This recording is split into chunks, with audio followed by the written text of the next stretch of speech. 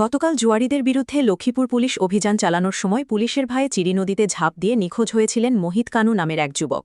আজ দুপুরে ঘটনাস্থল থেকে কিছুটা দূরে নদীর বুক থেকে মোহিতের মৃতদেহ উদ্ধার করা হয়। এই ঘটনাকে কেন্দ্র করে পুলিশের বিরুদ্ধে ক্ষিপ্ত হয়ে ওঠেন স্থানীয় বাসিন্দারা। মৃতদেহ নিয়ে দুপুরে লক্ষ্মীপুর থানার সামনেই প্রতিবাদ গড়ে তোলেন তারা। স্থানীয় বেশ কয়েকজন বিজেপি নেতার মধ্যস্থতায় তখন পরিস্থিতি নিয়ন্ত্রণে আনা হয়েছিল, কিন্তু ময়নাতদন্তের পর মৃতদেহ পরিবারের হাতে তুলে দেওয়ার পর আবারও উত্তপ্ত হয়ে ওঠে পরিস্থিতি। সন্ধে থেকে মৃতদেহ নিয়ে লক্ষ্মীপুর রাজপথ অবরোধ করে পুনরায় উত্তাল প্রতিবাদ জানাচ্ছেন ক্ষুব্ধ জনতা।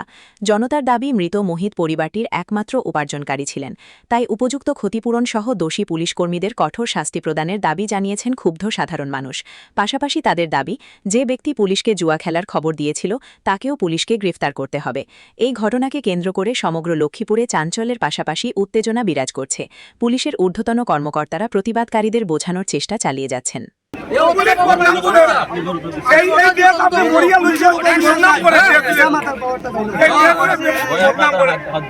আমরা मंत्री के बाहर दर्शन कर लेगा और ये लोग भीतर जाए के 2 लाख मारेगा। आप लोग कुछ बोलेगा मारे दीजिए लोग के देखता के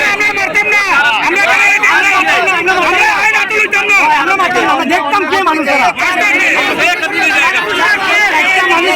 একটু লাগে বাস কে মানুষ জানতে লাগে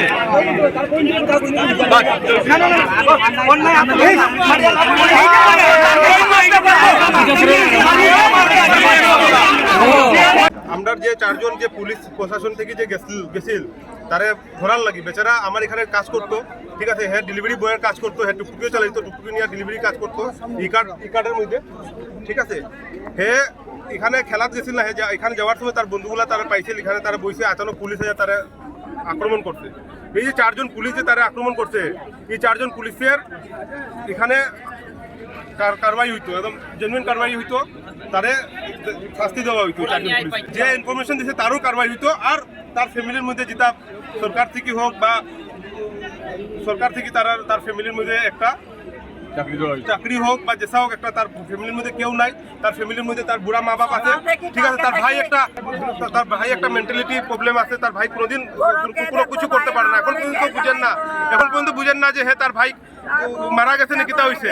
তার ছোট বাচ্চা আছে, 2 বছরের বাচ্চা আছে, তার 2 বছরের বাচ্চা আছে, তারা যাতে ন্যায় তারা পায়, যাতে এটাই আসবেন না। আমরা তো দেখতাম না আমরা তো দেখতাম না থানা তো দেখতাম না আমরা সব করছে রেগুলার করিয়া। আমরা এটা চাই প্রতিবাদ ঠিক মতন যদি তারা দোষীর দিলায় ধরিয়া, তার এন্টারমেন্ট কিছু ভেজাল নাই। আপনি কিতা লাগি দিতে শুন না, কারণ কিতা রাইতের 12টার সময় করলে মানুষের এখানে হেল্প করছে এই ছেলেটা, এটার লাগি তার লাগি অতজন মানুষ এখানে খাড়া আছি আমরা, আজকে তার লাগি আমরা খাড়া আছি এখানে।